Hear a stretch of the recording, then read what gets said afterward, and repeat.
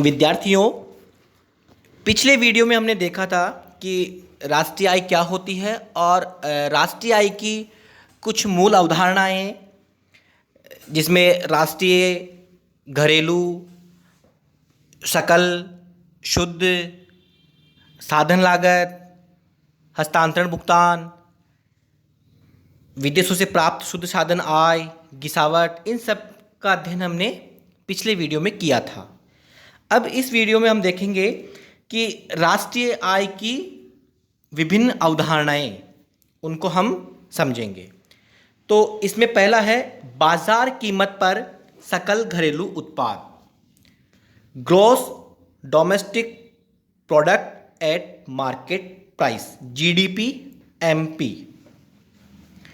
एक देश की घरेलू सीमा के अंदर एक वर्ष के दौरान उत्पादित अंतिम वस्तुओं तथा सेवाओं के बाजार मूल्य, जिसमें मूल्यह्रास भी शामिल होता है, को बाजार कीमत पर सकल घरेलू उत्पाद कहते हैं, जीडीपी एमपी।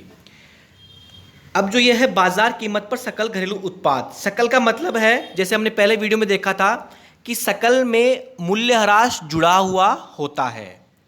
फिर है घरेलू, तो घरेलू का मतलब हो गया जो भारत की बाउंड्री के अंदर, वो भारत के निवासी भी हो सकते हैं और दूसरे देश के निवासी भी हो सकते हैं। तो इसकी परिभाषा इस प्रकार से है कि एक देश की घरेलू सीमा के अंदर एक वर्ष के दौरान उत्पादित अंतिम वस्तुओं तथा सेवाओं के बाजार मूल्य, जिसमें मूल्यह्रास भी शामिल होता है, क्योंकि यह अवधारणा क्या है, सकल से संबंधित है, इसलिए इसमें मूल्यह्रास भी शामिल है, को बाजार कीमत पर सकल घरेलू उत्पाद कहते हैं, जीडीपी एमपी कहते हैं। इसकी दूसरी महत्वपूर्ण अवधारणा है बाजार कीमत पर सकल राष्ट्रीय उत्पाद, gross national product at market price, GNP. अब इसमें सकल है तो इसका मतलब है मूल्यह्रास जुड़ा हुआ है, और इसमें राष्ट्रीय आ गया है। पहले वाली जो अवधारणा थी उसमें घरेलू था, तो यहां पर हो गया राष्ट्रीय। इसका मतलब हो गया एक देश के सामान्य निवासी। तो सामान्य निवासी भारत के अंदर भी हो सकते हैं और भारत के बाहर भी हो सकते हैं, लेकिन जो पहले वाली जो अवधारणा थी वो घरेलू से संबंधित थी, इसलिए वो भारत की बाउंड्री के अंदर, वो भारत के निवासी भी हो सकते हैं और विदेशी लोग भी हो सकते हैं। तो इसकी परिभाषा ये है कि एक देश के सामान्य निवासियों द्वारा एक वर्ष के दौरान उत्पादित अंतिम वस्तुओं तथा सेवाओं के बाजार मूल्य को बाजार कीमत पर सकल राष्ट्रीय उत्पाद, जीएनपी कहते हैं।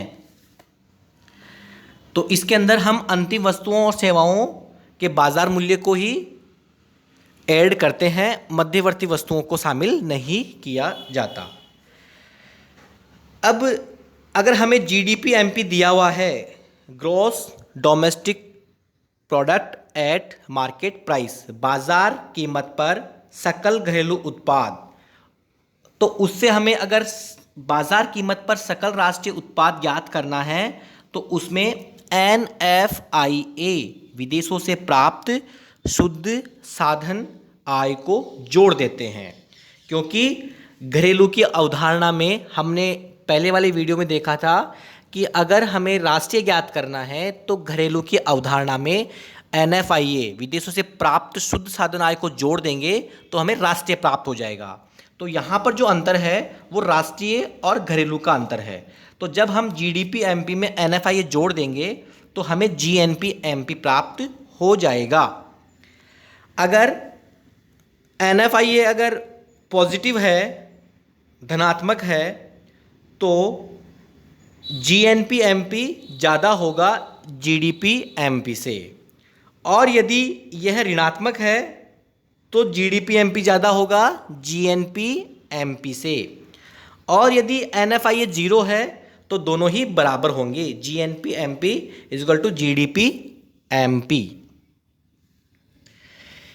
अब इसकी जो तीसरी महत्वपूर्ण अवधारणा है वो है बाजार कीमत पर शुद्ध राष्ट्रीय उत्पाद, net national product at market price. अब इसमें आप देखिए कि यहाँ पर एक तो है शुद्ध, तो इसका मतलब क्या है, इसमें गिसावट व्यय को शामिल नहीं किया जाएगा, क्योंकि हमने पहले वीडियो में देखा था कि जो सकल और शुद्ध की जो अवधारणा होती है उसमें जो मुख्य अंतर होता है वो गिसावट व्यय का होता है। अगर शुद्ध ज्ञात करना है तो हम उसमें सकल में से क्या माइनस कर देते हैं, गिसावट व्यय को माइनस कर देते हैं, तो हमें शुद्ध प्राप्त हो जाता है। और यहाँ पर राष्ट्रीय है तो इसका संबंध क्या हो गया, सामान्य निवासी से संबंध इसका हो गया। वो भारत के अंदर भी हो सकता है और भारत के बाहर भी हो सकता है। अब इसकी परिभाषा इस प्रकार से दी जा सकती है, एक वर्ष के दौरान एक देश के सामान्य निवासियों द्वारा उत्पादित अंतिम वस्तुओं तथा सेवाओं के बाजार मूल्य जिसमें गिसावट व्यय को शामिल नहीं किया जाता, बाजार कीमत पर शुद्ध राष्ट्रीय उत्पाद NNP-MP कहलाती है। इसको हम इस प्रकार से ज्ञात कर सकते हैं, नीचे लिखा हुआ है बॉक्स में formula, NNP = GNP-MP minus depreciation. अगर सकल बाजार कीमत पर सकल राष्ट्रीय उत्पाद में से अगर मूल्य ह्रास को घटा देंगे तो हमें बाजार कीमत पर शुद्ध राष्ट्रीय उत्पाद प्राप्त हो जाएगा, क्योंकि इसमें मुख्य अंतर जो है सकल और शुद्ध में वो मूल्य ह्रास का ही है, जैसा कि हमने पहले वाले वीडियो में देखा था। अब अगली अवधारणा है बाजार कीमत पर शुद्ध घरेलू उत्पाद, net domestic product at market price, बाजार कीमत पर शुद्ध घरेलू उत्पाद। अब यहाँ पर शुद्ध है तो इसका मतलब है कि गिसावट व्यय को शामिल नहीं किया जाएगा, और घरेलू है तो इसका मतलब है भारत घरेलू सीमा में, मतलब जैसे भारत है तो उसकी बाउंड्री के अंदर। अब वो कौन हो सकते हैं, भारत के नागरिक भी हो सकते हैं और विदेश के भी हो सकते हैं।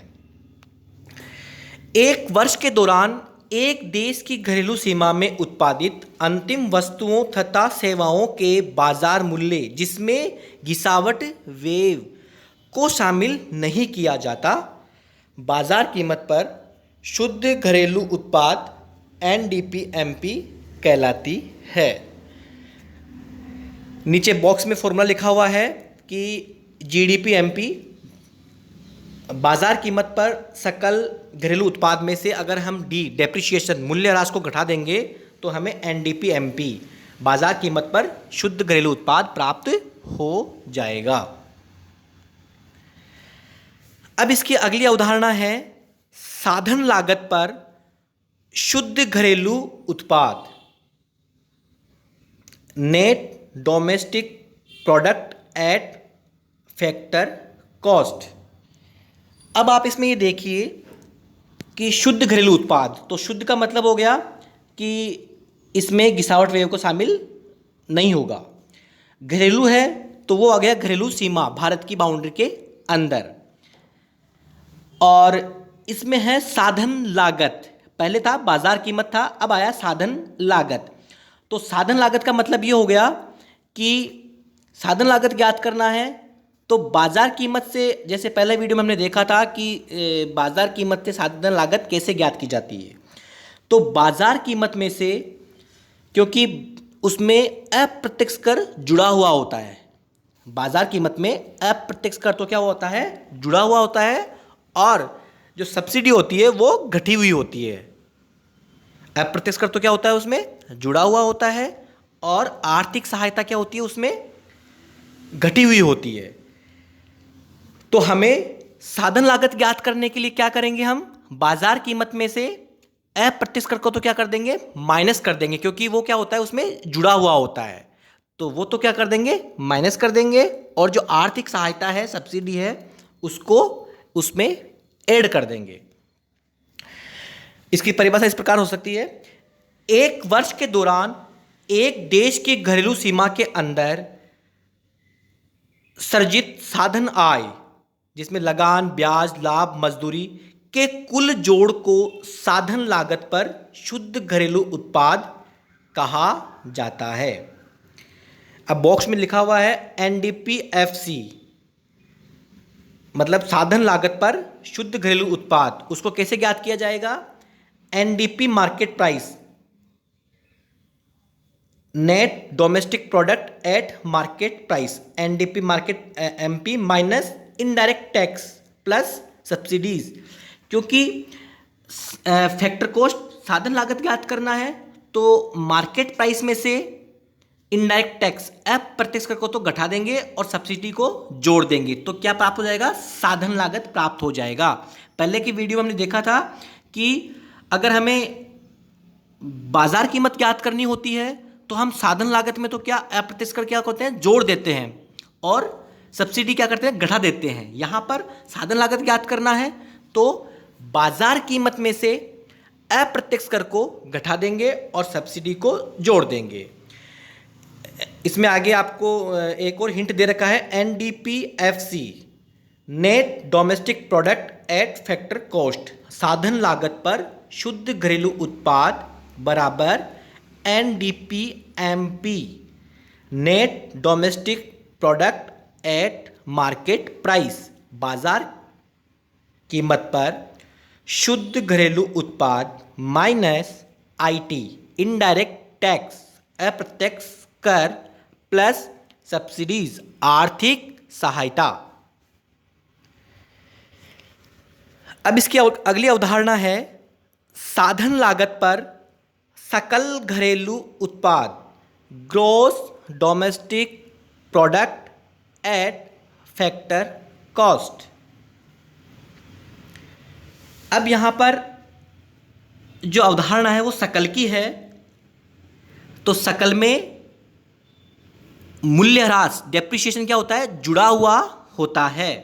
तो इसको हम इस प्रकार से परिभाषित कर सकते हैं, एक वर्ष के दौरान एक देश की घरेलू सीमा के अंदर सृजित साधन आय जिसमें मूल्यह्रास भी शामिल होता है। क्योंकि ये अवधारणा कौन सी है? सकल वाली है, इसलिए इसमें मूल्यह्रास को भी शामिल किया जाता है। साधन लागत पर सकल घरेलू उत्पाद कहा जाता है।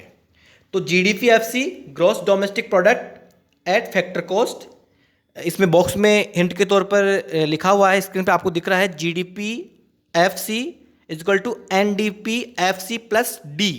तो GDPFC है, इसका मतलब हो गया साधन लागत पर सकल घरेलू उत्पाद बराबर NDPFC का मतलब हो गया साधन लागत पर शुद्ध घरेलू उत्पाद प्लस D का मतलब है मूल्यह्रास।